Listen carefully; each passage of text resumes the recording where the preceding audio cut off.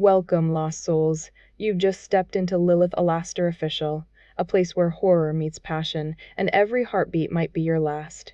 If you love eerie tales, dark romance, and spine-tingling short stories that blur the line between the living and the damned, you're in the right place. I publish a new story every week, each one a descent into something a little more unsettling, and maybe a little more beautiful. So if that sounds like your kind of night, leave a like, whisper your thoughts in the comments, and subscribe to join the growing coven that gathers here every week.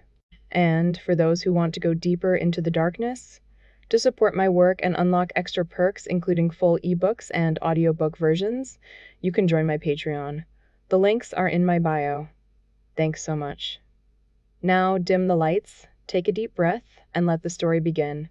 What if everything you remember, every childhood adventure, every friendship, every moment that made you who you are, belonged to someone else? Alpha lives a perfect suburban life, complete with warm memories and a loving girlfriend, until a visit to an old friend shatters his reality. The man he grew up with has no memory of their shared past, and his fingerprints tell an impossible story. Following a trail of reversed identities and mirror image replacements, Alpha descends into an underground research facility where the line between original and copy has been erased. In a world where duplicates are systematically replacing the people he loves, Alpha must confront the most terrifying question of all: which version is he? Mirror Twins is a chilling exploration of identity, memory, and what makes us human when perfection becomes the enemy of humanity itself. In this bleak psychological thriller, two identical beings clash over the future of human consciousness, while the woman caught between them faces an unbearable truth reflected in shattered glass. When the battle ends and the smoke clears, only one question remains. If you destroyed the original to save yourself, are you still the hero of your own story? Chapter 1. Alpha's eyes opened at 6:00 a.m. Not gradually, not with the slow drift from dream to waking, but all at once, like a switch flipped. The ceiling above him stretched flat and white, unmarred by cracks or shadows. He lay motionless for 3 seconds, counting each breath, before swinging his legs over the side of the bed in a single fluid motion. His slippers waited on a hardwood floor, and he positioned his feet with care, ensuring each slipper sat perfectly parallel to its twin, the toes aimed toward the bathroom door at an exact 90-degree angle to the bed frame. The morning light filtering through the blinds cast bars of gold across the floor, but Alpha didn't pause to admire them.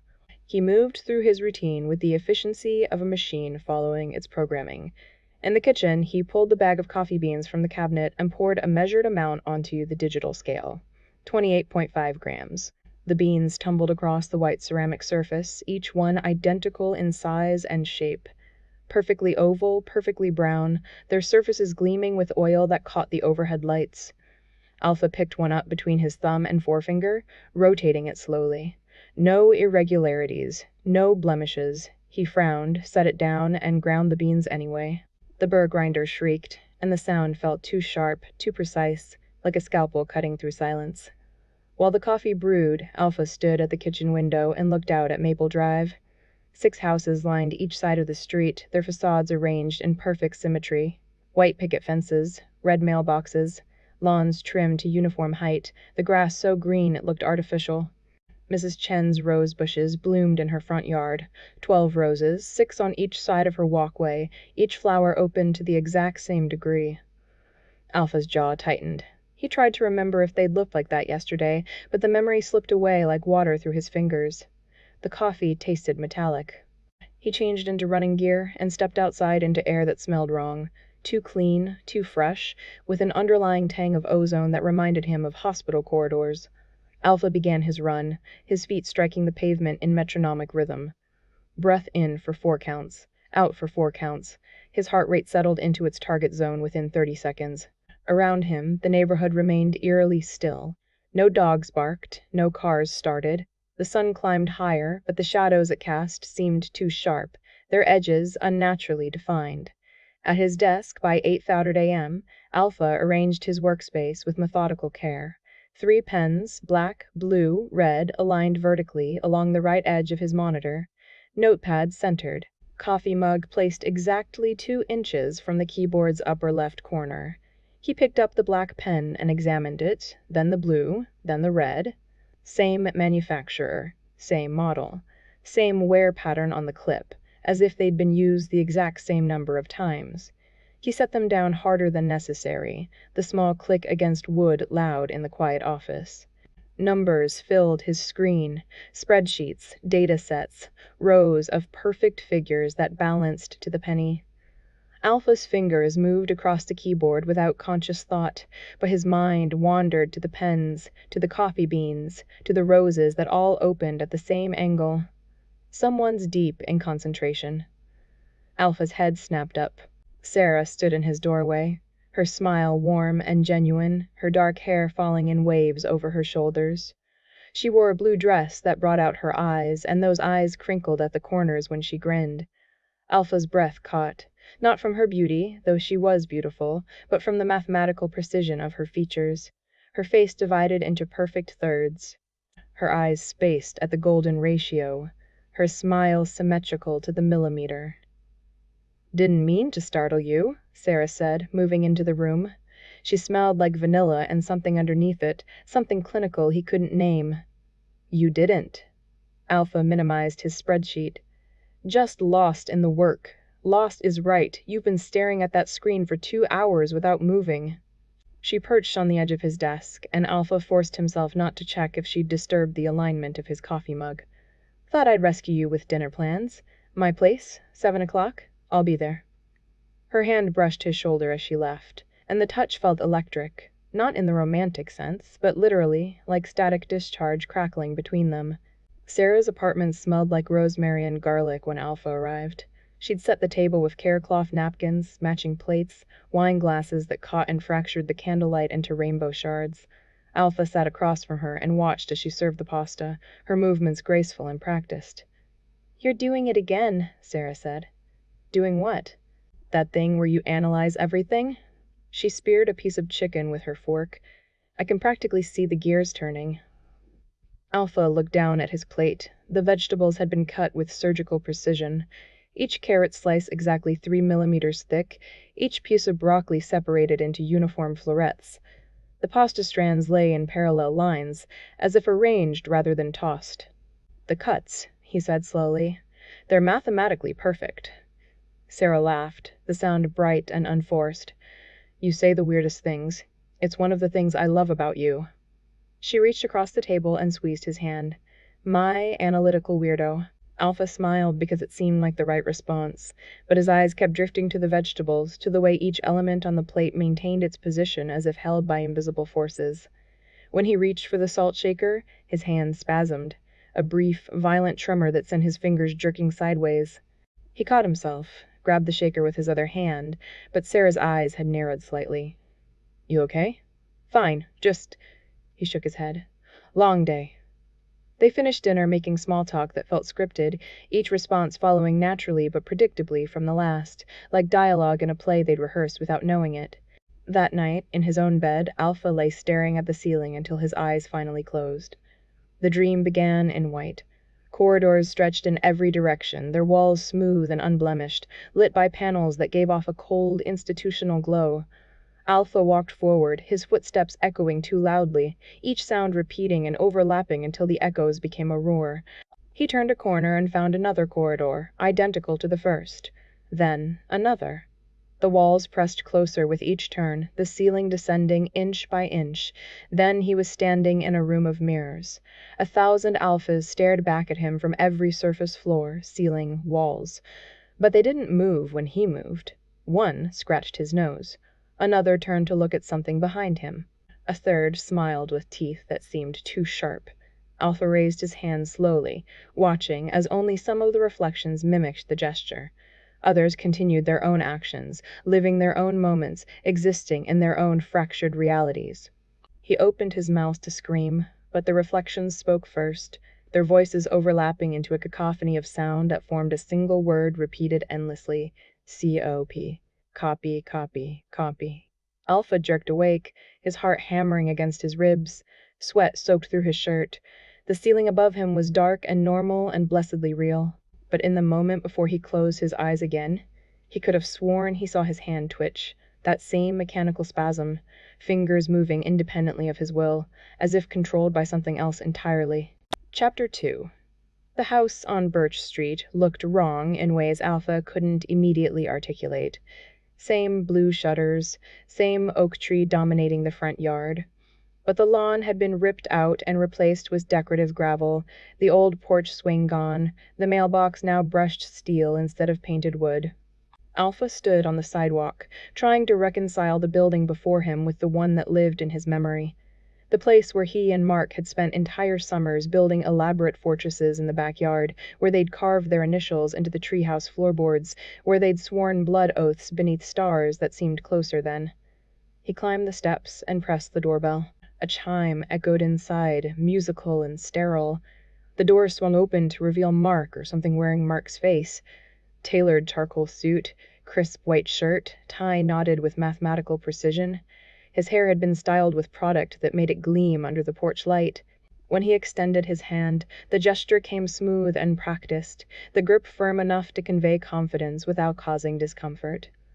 "Alpha, good to see you." Mark's voice held the modulated warmth of a customer service representative. "Come in, come in." Alpha's hand fell away, and he searched Mark's face for recognition, for the spark of their shared history. Nothing. Just that professional smile, pleasant and empty as a mannequin's. "Been a while," Alpha said carefully. "Since the treehouse days." Mark stepped aside, gesturing him through the doorway with an economy of movement that felt rehearsed. "Yes, childhood. Formative years." Alpha's stomach tightened. He tried again, dropping his voice to the conspiratorial whisper they'd used as kids. "Thunderbird." Mark's expression didn't change. His head tilted slightly, a micro-adjustment that suggested polite confusion. "I'm sorry? Thunderbird. Our code word."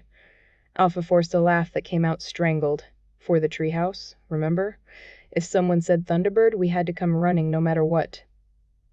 "Ah." Mark's smile remained fixed, his eyes flat and uncomprehending. "Must have slipped my mind. So much to remember from those years, you know how it is."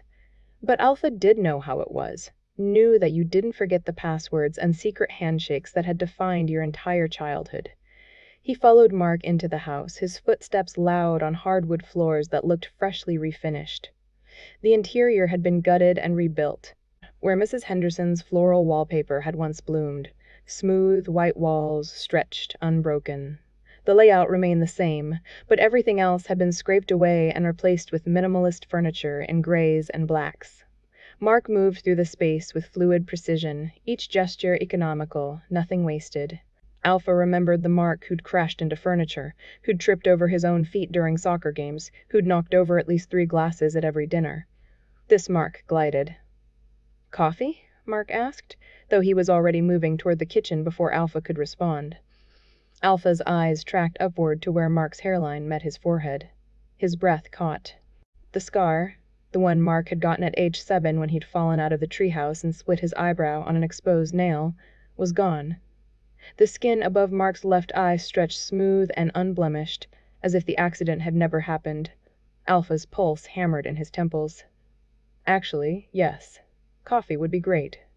The kitchen gleamed with stainless steel appliances that looked like they belonged in a laboratory.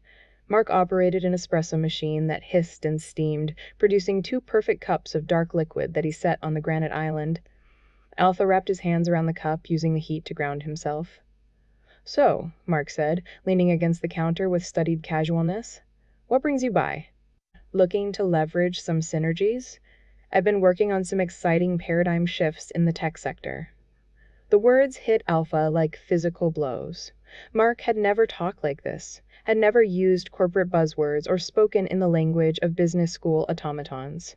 They'd spent their teenage years mocking exactly this kind of speech, inventing elaborate parodies of middle management doublespeak.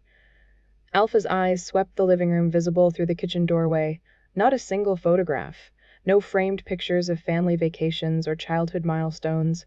The shelves held hardcover books arranged by height, their spines pristine and uncracked.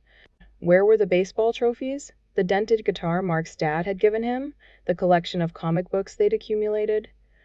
"Just wanted to catch up," Alpha managed. "See how you've been." "Busy. Productive."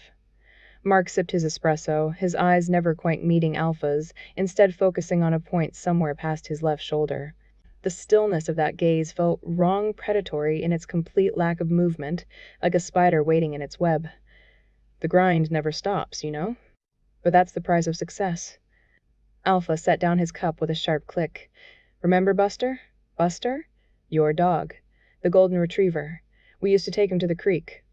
Alpha watched Mark's face carefully, searching for any flicker of recognition. He'd chase the ducks until he was too exhausted to walk home, and we'd have to carry him. Mark's smile widened fractionally, but his eyes remained dead. Dogs are wonderful companions. Loyal, low maintenance if you train them properly. Great for teaching responsibility. The generic response, something a parenting blog might spit out, made Alpha's skin crawl. He stood abruptly, the chair leg scraping against the tile. I should go. Already? Mark straightened, but made no move to stop him. Well, good seeing you. We should do this again, network more effectively. Alpha moved toward the door, his childhood memories colliding violently with the reality before him.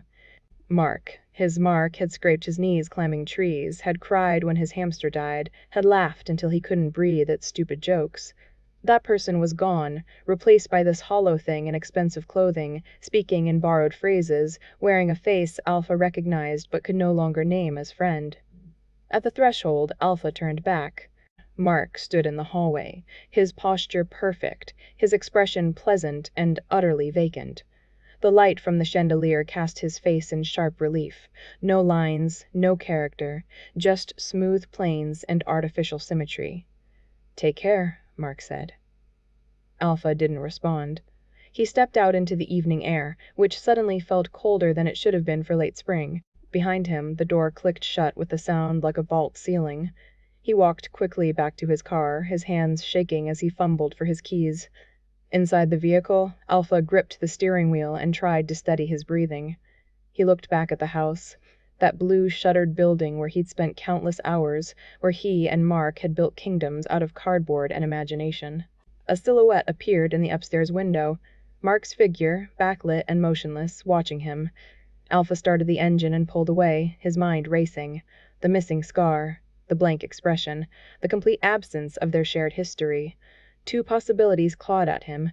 Either Mark had suffered some catastrophic memory loss, or the thing in that house wasn't Mark at all. His phone buzzed in the cup holder. A text from Sarah. Dinner tomorrow? Miss you. Alpha stared at the message, then up at his rearview mirror, where his own reflection watched him with eyes that suddenly seemed as empty as Mark's. He deleted the text without responding and drove home through streets that felt increasingly unfamiliar, each identical house a copy of a copy, the whole neighborhood rendered in perfect, soulless symmetry. Chapter 3. Alpha spread the photographs across his kitchen table, each image a window into impossibility. Mark's apartment, photographed by police during the wellness check Alpha had requested. Standard procedural shots, doorknobs, light switches, the bathroom sink, and fingerprints, dozens of them lifted and cataloged with forensic precision. He pulled the magnifying glass closer, studying the whorls and ridges. His training as a data analyst had taught him pattern recognition, and the pattern here screamed wrongness. Each print showed the characteristic loops and arches of Mark's fingers, but they curved in the opposite direction. Mirror images, as if photographed through a reverse lens. Alpha pressed his own thumb against an ink pad he'd bought from an office supply store, then rolled the impression onto white paper. He held it beside Mark's prints under the harsh LED desk lamp. The patterns matched, loop for loop, ridge for ridge, but inverted, like holding text up to a mirror. His hands began to shake, and the tremor traveled up his arms, settling into his chest as a hollow ache. He tried to steady himself against the table, but the wood grain seemed to shimmer, its texture too defined, each line standing out in sharp relief. The apartment had changed while he wasn't paying attention. Colors assaulted him with aggressive intensity. The red ceramic bowl on his counter blazed like fresh blood under fluorescent lights. The blue throw pillow on his couch pulsed with bioluminescent brightness. Even the beige walls had taken on a sickly golden hue that made his eyes water. Alpha blinked hard, but the saturation remained, the world rendered in hues that didn't exist in nature. A car horn blared outside, and the sound pierced through the walls with crystalline clarity, each harmonic overtone distinct and separate. He could hear Mrs. Chen's television 3 apartments down, could make out individual words of dialogue through concrete and drywall. Footsteps in the hallway above struck the floor with metallic precision, each impact sharp enough to count the rhythm of the walker's gait. Alpha stumbled to the bathroom and splashed water on his face, but the liquid felt wrong. Too smooth, too uniform in temperature. He looked up at the mirror and froze. His reflection stared back at him, but something in the eyes seemed off, as if the image was calculating rather than simply reflecting. He moved through his apartment with mounting dread, cataloging the wrongness. The books on his shelf, he'd always arranged them alphabetically, but now several spines showed titles that read backward, the letters reversed as if printed in mirror image. His couch sat at a different angle than he remembered, positioned as if the room had been flipped along a central axis. The photographs on his wall hung in their frames, but the images inside seemed subtly altered. Faces tilted the opposite direction, background elements swapped left to right. Alpha tore through his closet, throwing aside clothes until his fingers found the shoebox hidden in the back corner. Inside, Mark's belongings from their last camping trip, items Mark had never reclaimed.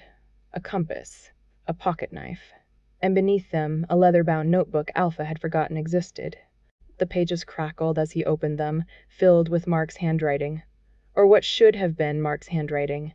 The script slanted the wrong direction, as if written by someone left-handed mimicking a right-handed style. Coordinates filled the margins: 412120 Drizien, 12.4.2124 Drizien. 24 trees, rock formations, a clearing marked with an X. Redwood National Park. Alpha's heart hammered against his ribs. He grabbed his keys and phone, the notebook clutched in his other hand, and ran for the parking garage. His footsteps echoed too loudly in the concrete stairwell, each sound multiplying and overlapping until it became a cacophony. The car started with a perfect mechanical purr, the engine firing with such precision that it sounded artificial, like a recording of an engine rather than the real thing. Alpha threw it into gear and peeled out of the garage, his tires squealing against polished concrete. Highway 101 stretched north through the night, and Alpha pushed the speedometer past 80. Streetlights flashed overhead in rhythmic intervals, but in his peripheral vision, the signs they illuminated seemed to warp. He could read them clearly when looking directly. Eureka 47 miles. But when he glanced aside, the letters twisted and reversed, the words becoming gibberish mirror images. He gripped the steering wheel harder, his knuckles white. The highway hypnotized him with its endless repetition of white lines and reflectors, each one precisely spaced, the whole system too orderly, too perfect. Other cars passed like ghosts, their drivers' faces turned away or hidden in shadow. 3 hours later, the entrance to Redwood National Park materialized out of the darkness. Alpha pulled into the empty lot and killed the engine. Silence crashed over him, broken only by the tick of cooling metal. He grabbed a flashlight from the glove compartment and stepped out into air that smelled of damp earth and something chemical underneath, like formaldehyde. The trees rose around him, monuments to inhuman scale, but they didn't grow in the chaotic natural patterns Alpha expected. Instead, they formed perfect rows, their trunks aligned with geometric precision, the spaces between them measured and uniform. He played his flashlight across the bark, each tree identical in diameter, their branches emerging at the same heights, as if planted by some intelligence that valued symmetry over organic growth. Alpha consulted the notebook, matching the coordinates to his phone's GPS. The signal flickered, bars appearing and disappearing, but it gave him enough information to navigate. He plunged into the forest, following a narrow trail that wound between the redwoods. The deeper he went, the more wrong everything became. The trees' shadows fell at impossible angles, defying the position of the moon overhead. Small animals watched him from the underbrush, their eyes reflecting his flashlight beam with an unnatural green luminescence. The air grew colder with each step, his breath pluming in clouds that hung motionless before dissipating. The trail opened into a clearing. Alpha stopped at the edge, his flashlight beam sweeping across the open space. Everything here existed in perfect bilateral symmetry. A fallen log lay across the clearing's center, and on either side, identical mushroom circles grew in mirror image patterns. 2 rocks jutted from the ground, exact twins in size and shape, positioned equidistant from the log. Even the ferns arrayed themselves in matching formations, their fronds curved at identical angles. But it was the trees that made Alpha's breath catch. The redwoods surrounding the clearing had been carved symbols cut deep into their bark, spiraling patterns that hurt to look at directly. The carvings seemed to move in his peripheral vision, the lines shifting and reconfiguring when he wasn't focusing on them. At the clearing's far edge, partially hidden by undergrowth, something reflected his flashlight beam. Metal. Alpha crossed the space on legs that felt disconnected from his body, his boots crushing ferns that crunched rather than bent. A hatch. Steel, circular, set flush with the ground. A wheel lock sat at its center, the kind you'd find on a submarine door. And stenciled in faded yellow paint, Research Station 7, authorized personnel only. Alpha's hands moved without conscious thought, gripping the wheel. It resisted for a moment, then broke free with a shriek of protesting metal. He spun it counterclockwise, counting the rotations. 1, 2, 3, 4. The hatch popped with a pneumatic hiss, and stale air rushed out, carrying the scent of antiseptic and something organic left too long in sealed spaces. A ladder descended into darkness. Alpha played his flashlight down the shaft. The beam revealed rungs bolted to concrete walls, dropping at least 30 feet before terminating at a metal floor. No sound rose from below, no hum of machinery, no ventilation system, nothing. Just silence that felt thick enough to touch. He looked back at the clearing, at the mirror image perfection of the space, at the trees with their impossible carvings. Then he looked down into the shaft again. His reflection stared back from a puddle of water on the floor below, and for just a moment, Alpha could have sworn the reflection smiled before he did. He swung onto the ladder and began his descent into the facility where all his answers and all his nightmares waited in the dark. Chapter 4. The observatory had been abandoned for decades, its white dome cracked and stained with rust, the surrounding buildings surrendering to blackberry vines and ivy that consumed walls and windows alike. Alpha circled the main structure, his flashlight beam cutting through the pre-dawn darkness, searching for anything that matched the sketches in Mark's notebook. At the building's base, where concrete met earth, something glinted beneath a curtain of ivy. Alpha tore at the vegetation, his fingers scraping against rough leaves, until he exposed metal underneath. A hatch, circular and heavy, its surface pitted with corrosion, but the locking mechanism still intact. He wedged his crowbar into the seal and threw his weight against it. Metal shrieked. The hatch resisted, then surrendered with a grinding crack that echoed across the empty grounds. Alpha hauled it open, revealing a vertical shaft lined with a ladder that descended into absolute darkness. Cold air rushed up from below, carrying the antiseptic smell of a hospital mixed with something else. He swung onto the ladder, his boots finding the rungs, and began his descent. The flashlight beam wobbled with each step, illuminating smooth concrete walls that bore no markings, no signs, nothing to indicate how deep the shaft went. After what felt like minutes but might have been seconds, his feet struck solid ground. The corridor stretched before him in both directions, its surfaces gleaming under fluorescent lights that flickered at irregular intervals. The walls were painted institutional white, the floor polished concrete that reflected his movements like dark water. Alpha chose left arbitrarily and began walking, his footsteps sharp reports that bounced off the walls and multiplied into a dozen phantom companions walking alongside him. Windows lined the corridor at regular intervals, their glass thick and reinforced. Alpha approached the first one cautiously, pressing his face against the pane. His apartment stared back at him. Not a replica, his actual apartment, recreated in perfect detail. The same blue couch positioned at the same angle, the same desk with its computer and aligned pens, the same books on the same shelves. Even the coffee mug sat in its designated spot, a ring of dried liquid at its bottom. But the space felt dead, a museum exhibit of his life rather than the lived-in reality. Nothing moved, no dust drifted through the air. The scene existed in frozen perfection. Alpha stumbled backward, his shoulder hitting the opposite wall. He moved to the next window, already knowing what he'd find but compelled to look anyway. Sarah's office. Her desk arranged exactly as he'd seen it yesterday, down to the position of her computer mouse. The potted plant in the corner, the calendar on the wall. But no Sarah, just empty space waiting to be filled. The third window showed Riverside Cafe, his usual table by the window, the menu board with its chalk-written specials, the espresso machine gleaming behind the counter. All of it perfect. All of it wrong. Alpha's breathing came faster, his chest constricting. He forced himself forward, checking each window in turn. His childhood bedroom, Mark's living room, the grocery store where he shopped every Sunday. Each space rendered in flawless detail, each one empty and waiting. The corridor branched, and Alpha turned right, following the path deeper into the facility. Ahead, through a window larger than the others, he saw movement. A man lay on a medical table, unconscious, electrodes attached to his temples. Mechanical arms suspended from the ceiling lowered themselves with hydraulic precision, their jointed segments ending in arrays of sensors and scanning equipment. Alpha pressed against the glass, his breath fogging the surface. The arms positioned themselves around the sleeping figure, forming a cage of technology. Then they activated. Blue light erupted from the sensors, arcing between nodes in a crackling web of energy that enveloped the man on the table. The light pulsed, brightened, became so intense Alpha had to shield his eyes. Through his fingers he watched as the energy coalesced, solidified, took shape beside the original, forming a second body that materialized cell by cell, tissue by tissue, until a perfect duplicate lay on an adjacent table.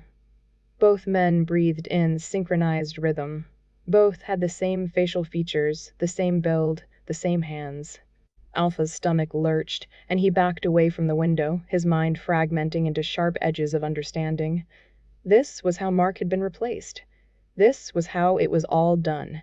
He turned and ran, his footsteps hammering against concrete. The corridor twisted and branched, leading him deeper into the labyrinth. He passed more windows, more replica spaces, more scanning chambers. The facility stretched on impossibly, as if the earth contained infinite rooms, infinite possibilities for replication. Alpha rounded a corner and stopped so abruptly he nearly fell.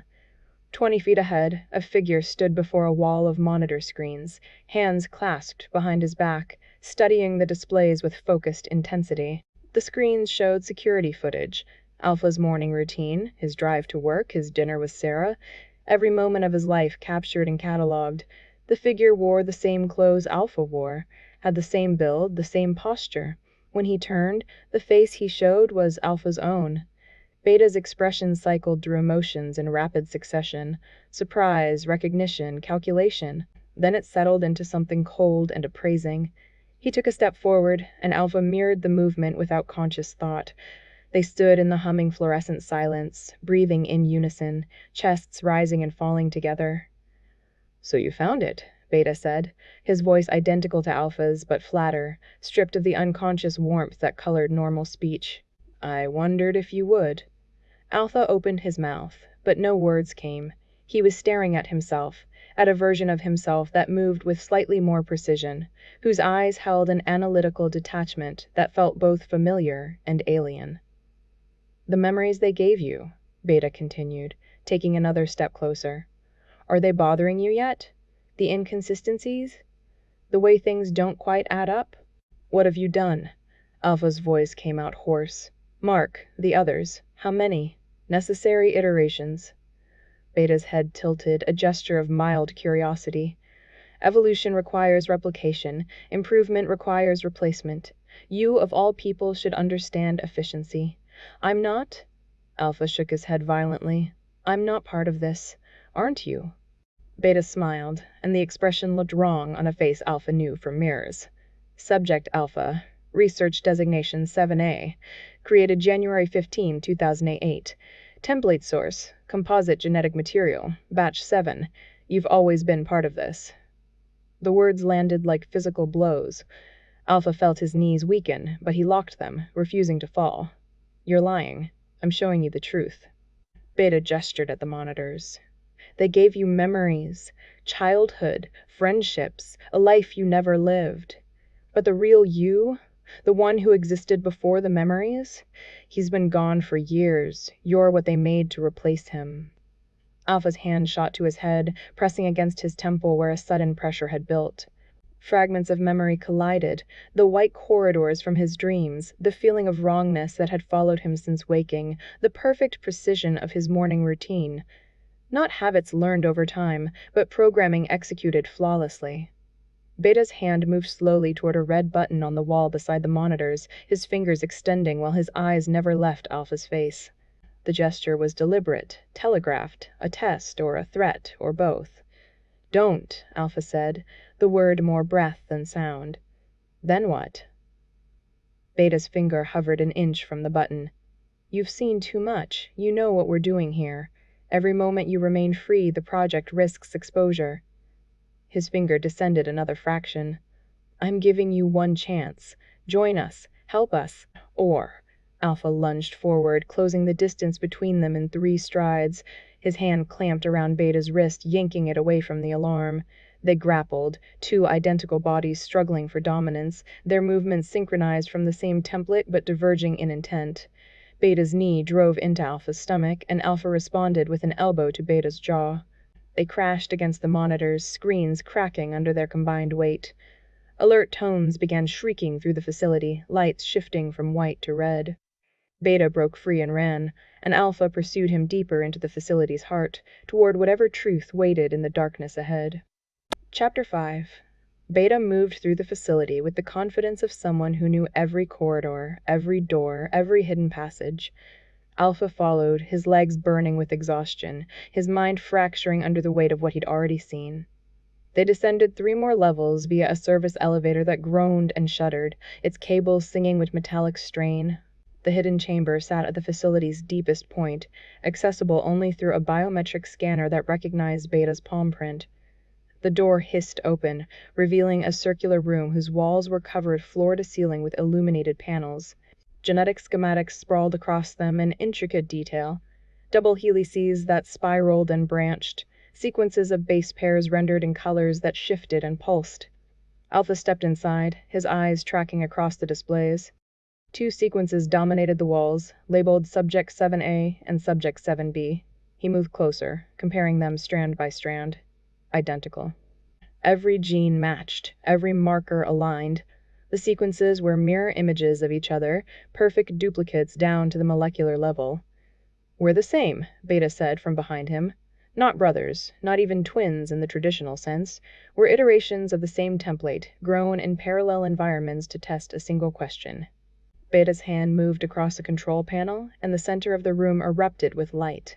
A holographic display materialized, 3-dimensional blueprints rotating slowly in the air. The facility's layout spread before them in glowing lines, corridors, chambers, observation rooms, all of it labeled with clinical precision. At the top, the header text declared, PR Oject Gemini, Nader vs Nurture Longitudinal Study. Alpha read the annotations that scrolled beside the blueprint. Subject 7A, Enriched Environment. Social Integration Protocols. Memory Suite, Standard Childhood Package. Subject 7B, Isolated Environment. Controlled Stimuli. Memory Suite, Institutional Package. They wanted to know which would be stronger, Beta said. The one raised with warmth and connection, or the one forged in solitude and discipline. They gave us both the same genetic material, but different lives. He gestured at the hologram. You got the better deal. At first. Beta's fingers danced across the controls, and the hologram dissolved, replaced by security footage. The timestamp read January 27, 2018. A medical chamber appeared, its walls the same institutional white as the corridors above. A figure lay strapped to a table. Alpha's face, younger but unmistakable, unconscious with electrodes covering his scalp. Beside the table, banks of machinery hummed and whirred. In the corner of the frame, a ventilation grate popped loose. A second figure, Beta, equally young, squeezed through the opening and dropped to the floor. He moved with desperate speed, crossing the chamber in seconds, reaching for something off camera. Alpha watched his own body on the screen, motionless and helpless, while Beta disappeared through a door marked Exit. The footage continued for 30 seconds, showing nothing but Alpha's unconscious form, then cut to black. Alpha recoiled from the screen, his hands coming up to cover his mouth. The tremor that had plagued him since visiting Mark's house returned with doubled intensity, making his fingers shake so badly he had to clench them into fists. "Keep watching," Beta said, his voice devoid of sympathy. He advanced the footage. More timestamps, more dates. February, March, April. In each clip, Alpha remained strapped to the table while technicians in hazmat suits moved around him, adjusting equipment, checking monitors, months compressed into minutes. The footage showed Alpha aging. His face thinning, his hair growing longer before being shaved off, his body atrophying from disuse. Beta tapped the screen, highlighting the timestamps. 3 years. You were here for 3 years while I was out there, living the life they prepared for you. Your apartment, your job, your friends, the ones whose memories had been adjusted to accept me as you. Alpha's legs gave out. He collapsed against a console, his shoulders striking the metal edge with a dull thud. The chamber spun, its walls closing in. Memories erupted in his mind, not the fabricated childhood of treehouses and stolen apples, but something else. Fluorescent lights, the taste of feeding tubes, the endless hum of machinery, voices discussing him in clinical terms while he floated in sedated half-consciousness. "They swapped us," Alpha whispered. The words felt like broken glass in his throat. "You escaped, and they made me think I was you." "Not quite." Beta pulled up another display, this one showing neural pathway diagrams. Intricate webs of connections mapped across brain structures, with certain regions highlighted in red. "They didn't just make you think you were me. They implanted my memories into your brain. Every experience I'd had, every relationship I'd formed, they copied and transferred. Then they erased your original memories, the ones from your isolated upbringing." The diagram rotated, zooming in on the hippocampus. Surgical intervention points marked where electrodes had been inserted, where neural tissue had been stimulated and rewired. Alpha's hands flew to his temples as phantom pain lanced through his skull. Not real pain, but the echo of it, the memory of memories being torn out and replaced. Why? Alpha forced the word out. "Why swap us?" "Because I broke the experiment." Beta's expression hardened. "I wasn't supposed to escape. I was supposed to remain isolated, controllable. But I got out, and they couldn't let the project end. So they took you, the one who'd been living the enriched life, and implanted you with my memories, my personality, my entire identity. They needed to see if a subject raised in isolation could function with implanted social experiences." Beta opened another file, and genetic modification records filled the screen. Creation dates. Template sources. Gestation periods in artificial wombs. Alpha scanned the entries, his eyes catching on familiar terms rendered clinical: Subject 7A, grown from composite genetic material, harvested cells from terminated project subjects 1 through 6. "We were never born," Alpha said. The revelation should have devastated him, but he felt only hollow recognition, as if he'd always known this truth and simply refused to see it. "We were made." "Assembled," Beta corrected, "from the best genetic material they could find, optimized, perfected, then raised like lab rats to prove a point about human nature." He leaned against the console beside Alpha, and for a moment they stood as mirror images, both staring at the genetic records that defined their existence. Alpha looked at the dark screen of the console before him, using its reflective surface as a makeshift mirror. His face stared back, but now he couldn't distinguish his features from Beta's. They were the same person, duplicated and diverged, 2 paths from an identical starting point. Which memories were real? Which experiences belonged to him and which to Beta? The face in the reflection could have been either of them. "Everything I remember," Alpha said slowly. "The treehouse, Mark, Sarah, those are your memories, your life." "They were." Beta straightened. "Until they became yours. The technology is precise enough that you can't tell the difference. To you, those experiences feel completely authentic. You remember the taste of stolen apples, the smell of the treehouse wood, the sound of Mark's laugh. But you never actually experienced any of it. I did." Alpha pressed his palms against the console, the cool metal grounding him. "Then who am I? If all my memories belong to you, if everything I think I know is implanted, you're Subject 7A with Subject 7B's memories."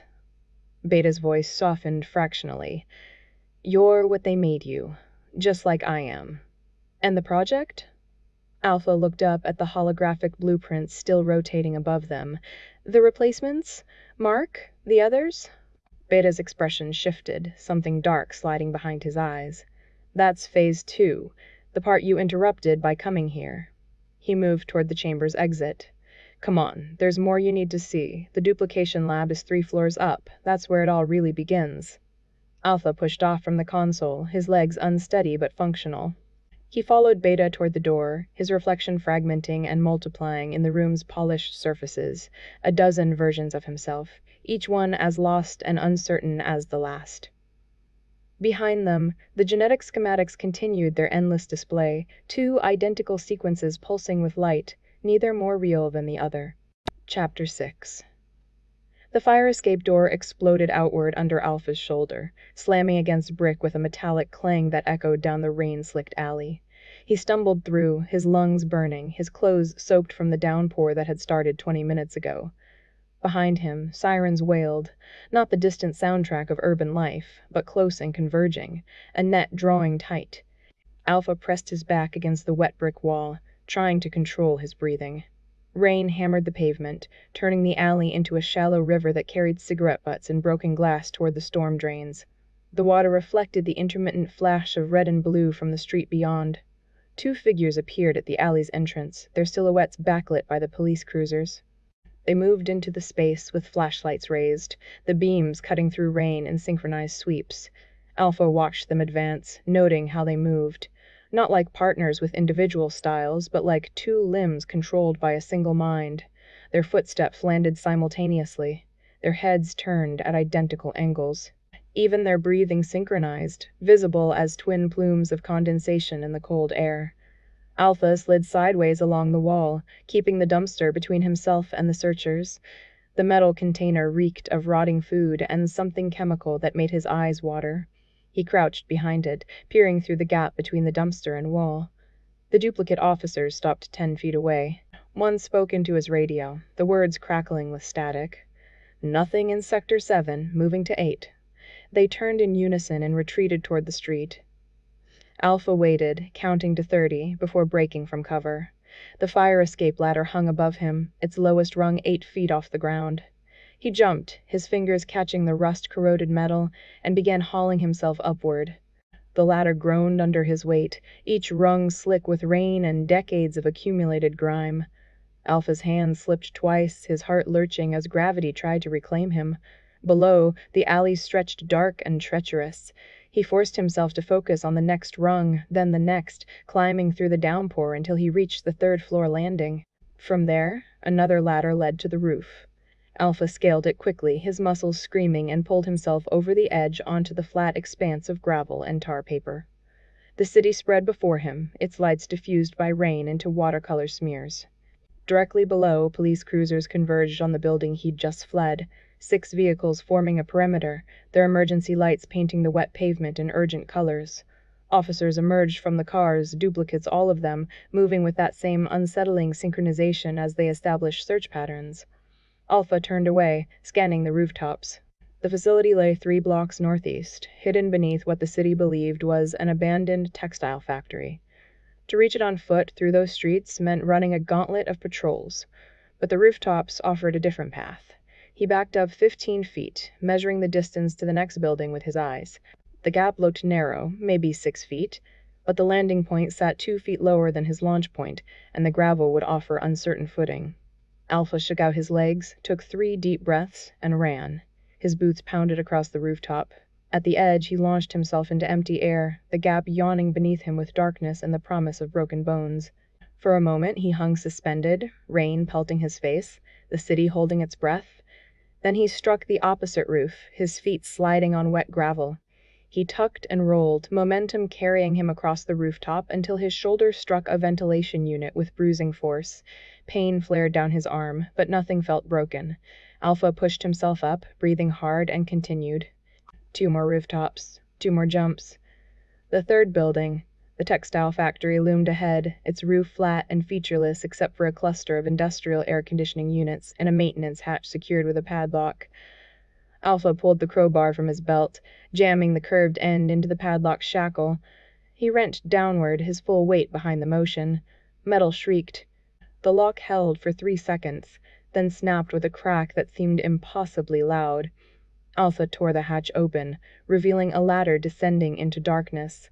He swung onto the ladder and pulled the hatch shut above him, plunging himself into absolute blackness. His phone emerged from his pocket, its screen illuminating just enough space to see the next few rungs. Alpha descended carefully, the air growing colder and staler with each foot of depth. The service tunnel at the bottom stretched narrow and cluttered. Pipes ran along the ceiling and walls, some wrapped in crumbling insulation that released clouds of particles when disturbed. Electrical conduits snaked between the pipes, humming with current. Alpha moved through the space hunched over, using his phone to pick out obstacles, valve wheels, junction boxes, stretches where the floor had buckled and cracked. The tunnel led downward at a slight grade, following the building's foundation deeper into the earth. After what felt like hours but was probably 10 minutes, Alpha reached a junction where 3 tunnels converged. He chose the rightmost path, following the vibration he could feel through his boots, a deep, rhythmic thrumming that intensified with each step. The tunnel opened into the facility's sub-basement, a vast space of concrete pillars and industrial equipment. The thrumming surrounded him now, a physical presence that made his teeth ache. Overhead lights flickered at irregular intervals, casting strobing shadows across machinery that looked both medical and industrial vats connected to filtration systems, conveyor belts that disappeared into sealed chambers, monitoring stations that displayed vital signs for dozens of subjects. Alpha moved through the space, following the vibration to its source. The replication chamber loomed ahead, visible through reinforced windows, the same room where he'd watched the sleeping man be duplicated. But now the chamber pulsed with activity. Blue light erupted from within, so bright it cast the observation corridor in electric azure. The machinery sang its unsettling song, building toward some crescendo. On the far wall, an emergency case held a fire axe behind breakable glass. Alpha crossed to it, grabbed the axe handle, and swung it through the glass. Shards exploded outward, tinkling against concrete. He pulled the axe free, feeling its weight, the balance designed for chopping through doors during evacuations. The replication chamber's door stood sealed, but not locked. Alpha pushed through into heat and light and sound that assaulted his senses. The machinery towered around him, scanning arrays, energy collectors, the medical tables where originals and duplicates lay. At the room's center, a cylindrical core housed the system's processing unit, its surface covered in displays showing genetic sequences and neural pathway mappings. Alpha approached the core, raising the axe above his head. The blue light made his skin look corpse pale, his shadow a giant projected across the wall behind him. The machinery's hum reached a fever pitch, and somewhere in the facility, alarms began to wail. He brought the axe down with every ounce of strength he possessed. The blade struck the core's housing, punching through composite material with a satisfying crunch. Sparks erupted from the wound. The humming stuttered, pitched upward into a mechanical scream. Alpha wrenched the axe free and struck again and again, each blow sending fractures spiderwebbing across the core's surface. Behind him, the chamber door burst open. Beta stood framed in the doorway, his face twisted with rage and something that might have been grief. "What have you done?" Beta's voice cracked. "Those are our only templates, our only proof of origin. Destroy that and we're nothing. Just copies with no original." Alpha pulled the axe from the ruined core, blue liquid leaking from the gashes he'd carved. He turned to face his twin, his mirror, his nemesis. "Then we'll be nothing together," Alpha said, and raised the axe for one final blow.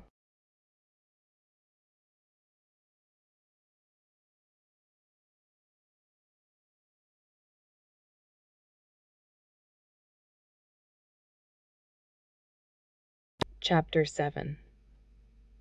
Alpha's body moved before his mind could catch up. He lunged forward, his shoulder driving into Beta's chest, sending his twin stumbling backward. Alpha's fist came down on the replication console, the knuckles of his hand striking the glowing interface with bone-jarring force. The console exploded in a shower of sparks that fountained upward, illuminating the laboratory in harsh bursts of white and gold. Electrical components screamed and died, smoke rising from ruptured circuits. Beta hit the floor hard, but rolled immediately, coming up on hands and knees. "Wait, no, please." The words tumbled out in a rush, stripped of the clinical detachment that had characterized all their previous exchanges. Beta's hands stretched toward Alpha, palms up, fingers spread in a gesture of desperate entreaty. "You don't understand what you're destroying." Alpha scanned the laboratory, his eyes adjusting to the emergency lighting that had kicked on when the main console failed. A metal pipe protruded from a pile of debris near the wall torn free from some ventilation system during the earlier chaos. He crossed to it and wrenched it loose, the pipe coming free with a shriek of tortured metal. It weighed perhaps 5 pounds, heavy enough to do damage, its surface pitted with rust and sharp edges. He turned to face Beta, raising the pipe overhead. The weight of it felt right in his hands, solid, real, a physical solution to an existential problem. "Stop!" Beta's voice cracked, the word splitting into a raw plea that echoed off concrete walls. Tears carved tracks through the grime on Beta's face. "Those templates, they're our only proof we were ever human, the only evidence we had origins beyond this place, our only story." Alpha looked at the crystalline data storage unit. Beta gestured toward a column of blue-lit glass that pulsed with archived information. Every genetic sequence, every neural pathway, every aspect of the template from which they'd both been grown. The original human, whoever that person had been, existed now only in those crystalline structures. "We're not human," Alpha said, his voice flat. "We're copies of a copy. Iterations. Experiments. Destroying this doesn't change what we are." He brought the pipe down. The crystalline storage unit shattered under the impact, geometric fragments exploding outward in a spray of glass and light. The blue illumination died in sections, cascading failure as data structures collapsed. Shards skittered across the floor like ice, reflecting and refracting the emergency lights into 1,000 fractured beams. Beta's scream tore through the space primal, anguished, the sound of someone watching their entire history erased in real time. Beta dove toward the wreckage, hands scrabbling through broken glass that sliced into palms and fingers. Blood smeared across the fragments as Beta tried desperately to gather them, as if collecting the pieces might somehow restore what had been lost. The digital patterns displayed on nearby monitors flickered and vanished. Neural pathways dissolved into static. Genetic sequences fragmented and disappeared. Within seconds, the archive was gone, centuries of human evolution compressed into a single template, now reduced to useless debris. Alpha stood over the destruction, chest heaving, the pipe still gripped in both hands. Sweat dripped from his forehead, mixing with the blood that ran from cuts where console shrapnel had struck his face. His heart hammered against his ribs, but his hands remained steady. Beta looked up from the wreckage, hands full of glass fragments that cut deeper with each movement. Tears streamed freely now, carving clean lines through the dirt and blood. "You've erased us both," Beta whispered. "Don't you see? Without those templates, we have no origin, no baseline, no proof we were ever derived from something real." Beta's voice broke.